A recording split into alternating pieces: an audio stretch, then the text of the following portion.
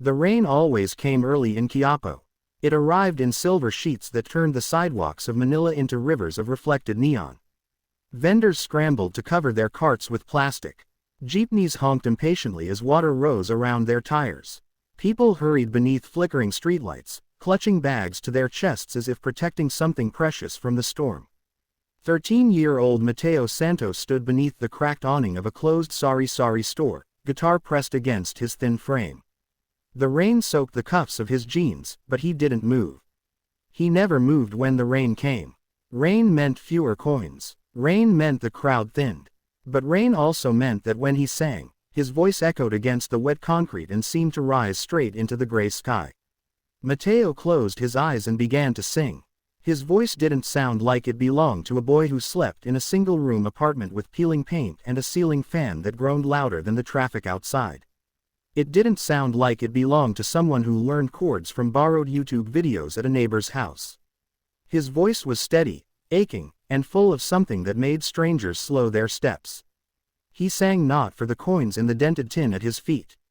He sang because when he did, the world felt bigger than the narrow streets of Manila. Across the road, his mother, Liza, watched from beneath a shared umbrella. She folded laundry for neighbors by day and sold banana Q by night, but whenever Mateo performed, she stood close enough to see his face. He reminded her of his father. Ricardo Santos had been a mechanic who loved old love songs. On Sunday mornings, he would sing loudly while fixing broken radios for extra money. Mateo would sit cross-legged beside him, memorizing every note. 2 years ago, a sudden illness took Ricardo in less than a month. The hospital bills took almost everything else. After that, Mateo's singing changed. It deepened. It carried grief in its undertones, like a river carrying something heavy beneath the surface. That night, as thunder rolled across Manila Bay, a foreign tourist paused beneath the awning. He was tall, with a camera hanging from his neck and curiosity etched across his face. "You're incredible," the man said after Mateo finished. Mateo understood enough English to smile shyly. "Thank you, sir." The man dropped a folded bill into the tin. It was more than Mateo usually earned in an hour. "What's your name?" "Mateo." "Mateo, you should be on a bigger stage than this." Mateo laughed softly. "Maybe one day." The tourist introduced himself as Daniel, a videographer from Los Angeles. He asked if he could film Mateo singing one more song. Mateo hesitated. Cameras made him nervous, but his mother nodded from across the street. So he sang again, an old ballad his father loved. Daniel's camera captured more than notes. It captured the trembling in Mateo's voice when he reached the high part. It captured the way rain slid down his face like tears. It captured the silence of the crowd that gathered despite the storm. 3 weeks later, a video titled, "Manila Street Boy with a Voice That Will Break Your Heart," began circulating online. At first, it gained a few thousand views. Then hundreds of thousands. Then millions. Comments poured in from around the world. People wrote about how his voice made them cry. How it reminded them of their own struggles. How it felt honest. Mateo didn't understand how big it had become until a local radio station invited him for an interview. He had never been inside a radio station before. The microphone in front of him looked like something sacred. "You've gone viral, Mateo," the host said excitedly. "How does it feel?" Mateo shifted in his seat. "I just like to sing, po." The host chuckled warmly. Then came the call that changed everything. An email arrived from the casting team of America's Got Talent. Mateo didn't know much about the show, only that it was in America and had bright lights and big audiences. But Daniel, the tourist who filmed him, called immediately. "This is huge," Daniel said.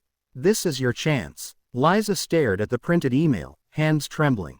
"America, that's so far. We don't even have passports," Mateo whispered. But sometimes, when a dream knocks, it doesn't wait politely. Within months, donations from strangers helped cover travel expenses. Neighbors held small fundraisers. The local barangay threw a send-off celebration, complete with handmade banners that read, "Go, Mateo.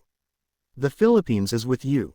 The plane ride was the first time Mateo had ever left the country. He pressed his forehead to the window as clouds stretched endlessly beneath him.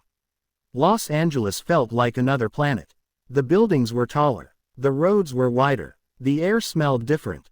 Less like sea salt and fried food, more like gasoline and possibility. Backstage at the audition venue, Mateo's hands wouldn't stop shaking. Other contestants warmed up with vocal runs and dance rehearsals. Some wore glittering outfits. Some looked like they belonged on magazine covers. Mateo wore a simple button-down shirt his mother ironed carefully in their small apartment. He felt small. "Remember," Liza whispered, holding his shoulders, "you sing for your papa." That was all he needed. When his name was called, he stepped onto the stage of America's Got Talent. The theater lights blinded him for a moment. Then he saw them, the judges seated behind the long desk. Simon Cowell leaned back with an unreadable expression. Sofia Vergara smiled encouragingly. Heidi Klum tilted her head with curiosity. Howie Mandel tapped his pen lightly. "Hello," Simon said. "What's your name?" "My name is Mateo Santos. I'm from Manila, Philippines." The audience cheered at the mention of his home country. "How old are you, Mateo?" 13. "And why are you here?" Mateo swallowed. "I want to help my mom. And I want to show that even if you come from the streets, your dreams don't die." The theater fell quiet. Simon leaned forward slightly. "Okay. Whenever you're ready." The first note left Mateo's mouth like a fragile bird taking flight. It hovered in the air, soft, controlled, trembling just slightly. By the second line, the trembling disappeared. His voice filled the theater. It wasn't just powerful, it was sincere. Each lyric carried the weight of Manila's crowded sidewalks, the echo of rain against tin roofs, the memory of a father singing beside broken radios. Sophia pressed her hand to her chest. Heidi's eyes glistened. The audience leaned forward as if afraid to breathe too loudly. When Mateo reached the chorus, his voice soared, clear and unshaken, slicing through the theater with emotion so raw it felt almost visible. Simon's expression changed. He wasn't smiling. He wasn't frowning. He was listening. And Simon Cowell rarely looked surprised. The final note hung in the air longer than anyone expected. Then silence. A beat. 2, 3. And then, the theater erupted. People jumped to their feet. A standing ovation rolled across the room like thunder. Mateo blinked, stunned by the wall of sound crashing toward him. He looked at his mother in the wings. She was crying openly now, hands clasped to her mouth. When the applause finally softened, Simon spoke first. "I've heard a lot of singers," he began carefully. "A lot. But what you just did wasn't just singing. It was storytelling." Mateo's heart pounded. "You have something rare," Simon continued. "You don't just hit notes. You make people feel them." Sophia wiped a tear. "You remind me why we do this show." Howie nodded. That voice could fill arenas. Heidi leaned forward, smiling brightly. "You were already a star." Mateo could barely process their words. Then Simon did something unexpected. He stood. The audience gasped again. "I don't stand up easily," Simon said. "But for you, I think dreams really don't die." 4 yeses. 4 shining smiles. Backstage, Mateo collapsed into his mother's arms. "We did it," he whispered. "No," she corrected gently. "You did." As the weeks progressed, America began to fall in love with the Manila boy who sang like he carried the ocean in his lungs. In the next round, he performed an original song dedicated to his father. The lyrics spoke of broken radios and rainy mornings, of promises whispered in Tagalog, of a son trying to keep a melody alive. When he finished, there wasn't a dry eye in the theater.